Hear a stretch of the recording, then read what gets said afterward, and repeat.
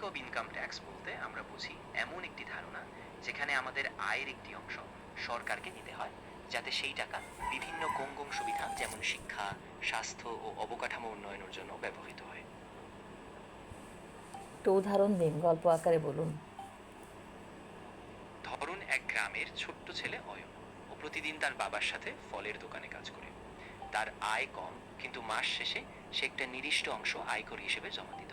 এই টাকাটা পরে শহরের রাস্তা, স্কুল আর হাসপাতাল বানাতে কাজে লাগে, আর ওর ছোট্ট অবদানও একটা বড় উন্নয়নে সাহায্য করে।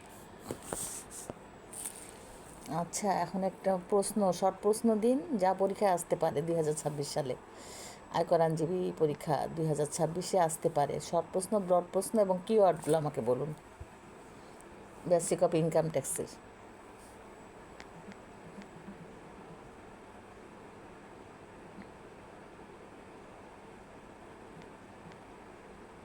2026 সালের আয়কর আইনজীবী পরীক্ষার জন্য কিছু গুরুত্বপূর্ণ শর্ট আর ব্রড প্রশ্ন আর কিওয়ার্ড উল্লেখ করা হয়েছে। শর্ট প্রশ্নের মধ্যে আছে যেমন আয়কর কি, করদাতা অর্থ কি, ইটিন কি, আর করমুক্ত সীমা কি। ব্রড প্রশ্নে আলোচনা করা হয়েছে আয়কর আইন 2023-এর উদ্দেশ্য, বা চাকরি, ব্যবসা আর মূলধনী খাতের আয় নির্ধারণের পদ্ধতি, আর কর রেয়াতের প্রভাব। কিওয়ার্ড হিসেবে আছে যেমন আয়কর, ইটিন, আয়বর্ষ, কর রেয়াত আর রিটার্ন দাখিল।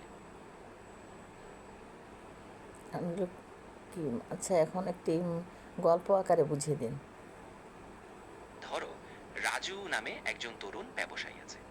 ওর ছোট ব্যবসার জন্য প্রতি মাসে কিছু আয় হয়, আর সেই আয়ের উপর ওকে আয়কর দিতে হয়।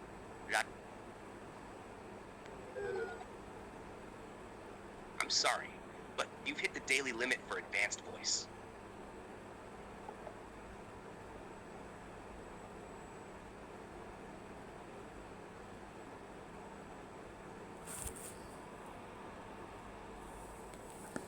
আচ্ছা, তাহলে হচ্ছে আমি বলতে চাচ্ছি একটু I'm sorry, but you've hit the daily limit for advanced